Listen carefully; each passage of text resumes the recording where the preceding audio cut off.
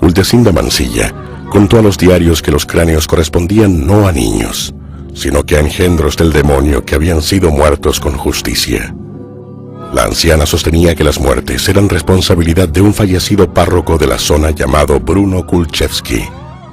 Durante los años 50 y 60, el sacerdote habría asesinado a estos niños como única forma de proteger a los parroquianos. Enterrar las cabezas y quemar los cuerpos eran piadosos rituales para expulsar a Satanás de Keilen. Ese tiempo, doña Uldecinda comenzó a hablar incluso de niños con ciertas características diabólicas, pero nadie le creía. Llegó a hablar con el juez, pero ese testimonio quedó ahí. La partera aseguraba que había puesto a disposición del juez Lisandro Reyes contundentes antecedentes y pruebas. Consultado por la prensa, el juez no quiso referirse al asunto, dando a entender que la mujer no estaba en su sano juicio.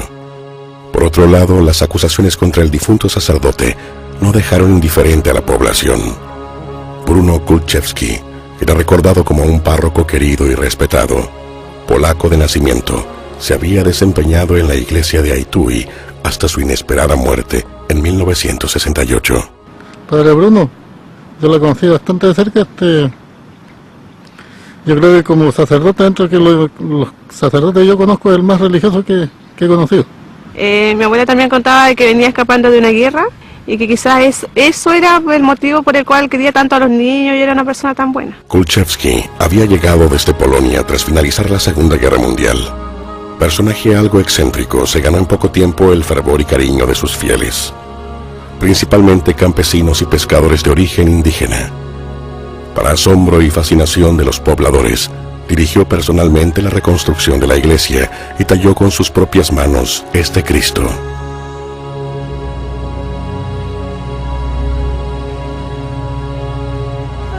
Kulczewski se interesó profundamente por la mitología chilota y estableció paralelos con tradiciones católicas medievales.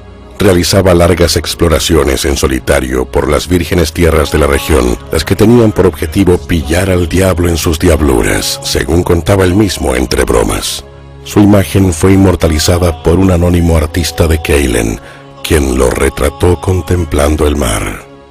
Desde el principio mostró un marcado apego a ritos eclesiásticos obsoletos, y en la escuela hablaba a los niños sobre el demonio como un enemigo que puede y debe ser derrotado. Un sacerdote anticuado tal vez, pero muy improbablemente un asesino en serie. En 1985, 17 años después de su muerte, el prestigio de Kulczewski seguía siendo incuestionable, por lo que la comunidad reaccionó indignada frente a los dichos de Uldecinda Mansilla. Los periódicos no tardaron en retractarse, reconociendo que habían entregado apresuradamente una información poco confiable. El nombre del padre Kulczewski fue purgado y la partera evitó dar más declaraciones. ¿Tú seguiste interesado en la investigación? Sí, yo quedé metido con el tema del cura Kulczewski y me puse a investigar un poco más. Pedí antecedentes a Santiago para que me mandaran información del cura y la orden ahí fue perentoria. Me dijeron abandona el caso y me redestinaron de hecho a otra historia y para mí la historia de los cráneos de Chiloé pasó al olvido. Sin embargo, el rumor de la supuesta existencia de niños demoníacos se fortaleció y pasó a ser una leyenda local que deformaba y acrecentaba la curiosa historia de Uldecinda Mansilla. La partera nunca negó sus dichos y por 20 años se ha mantenido en silencio hasta ahora. Uldecinda Mansilla vive retirada en las proximidades de Keilen y a los 81 años nos vuelve a dar su testimonio. ¿En qué consistía el trabajo de partera? Trabajo de partera era de tratar de recibirlo más bien la guagua, ¿no? Y con mucho cuidado. ¿Y usted fue la partera acá por muchos años? Sí, por algunos años. ¿A cuántos niños recibió? Por lo menos sus 50 niños. Por lo menos, es que no me acuerdo bien, serían más quizás. Uldecinda sostiene que la historia que refirió en 1985 es cierta. ¿Eran normales estos niños, señor Uldecinda? No eran normales. ¿Y cómo eran? Tenían una colita y varios dedos en las manos. tenía que avisarle al curita cuando nacían estos niños raros, ¿A qué padre? al padre Bruno. Según su relato, Uldesinda debía buscar las marcas en las criaturas e informar de inmediato al padre Kulchevsky. ¿Pero cómo? ¿El padre lo mataba? No, el padre no lo mataba, lo ejecutaba. Los ejecutaba. Esa era la expresión usada por Kulchevsky. ¿Y el padre enterraba los cuerpos? Lo enterraba, pero se quedaba con las colas. ¿Con las colas? ¿Y qué hacía con las colas? No sé. Según la partera, el sacerdote le entregó profusos estudios y documentos referentes a los niños. ¿Qué había en esas pruebas? Unos papeles y unas fotos. ¿Y por qué las guardó usted? Porque el padre me pidió que las guardara. Señor Uldesinda, ¿qué hizo con las pruebas? Se las entregué todas al juez cuando fui a dar mi testimonio. ¿Se lo entregó todo? Todas.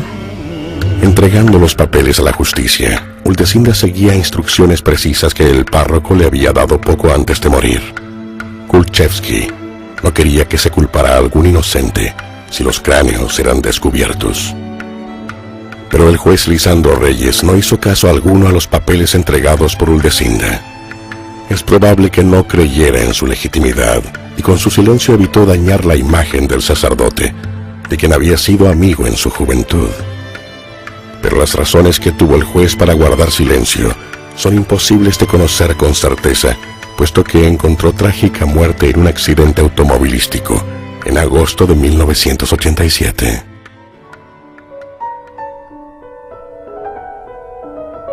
Sin embargo, no todos los documentos quedaron en manos del juez.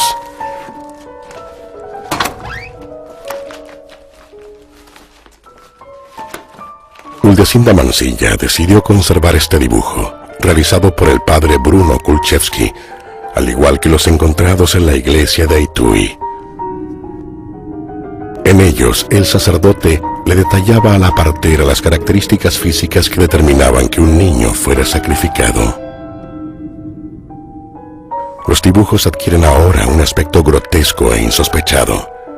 Ya no parecen solo la obra de una imaginación inspirada por coloridas tradiciones locales.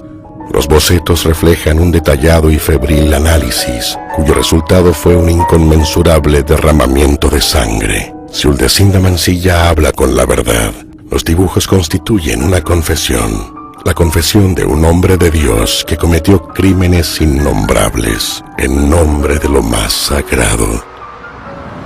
Con estos antecedentes, el siguiente destino es el húmedo laberinto del Archivo Judicial de Castro, para verificar así la existencia de los documentos entregados al juez Reyes por Uldesinda Mansilla.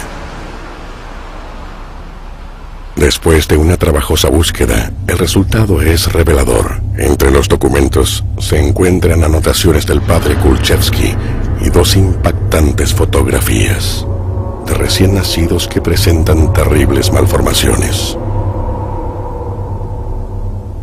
En un papel adosado a una de las imágenes se lee Trauco de Keilen. De la nuca brota una pequeña cola de aproximadamente 5 centímetros. En cuanto a las extremidades, el patrón se repite. Cada mano tiene 6 dedos y se le cuentan 7 en cada pie. En uno de los cuadernos, el padre Kulchevsky escribe: Lo vi por primera vez el mal año de 1951. La calamidad venía presagiada, pues la cosecha se había apolillado y el trigo escaseaba. Uldesinda me avisó de un parto que la inquietaba y juntos fuimos a la casa de los Barría. Ahí estaba el recién nacido con la marca inconfundible. Los parroquianos identifican este fenómeno desde antiguo como un trauco, el demonio íncubo de la tradición medieval que ha sido transformada en leyenda local. Afortunadamente el engendro murió de manera natural, pero fue un aviso que no debíamos dejar pasar. El demonio se empeñaría en nacer una y otra vez y nosotros no debíamos dejarnos dominar por las dudas. No podíamos darle la oportunidad de actuar. Había que destruirlo mediante el proceso descrito en la pseudofigrafa, método desagradable y denigrante, como Satán, en su infinita inmoralidad, ha destinado que sea.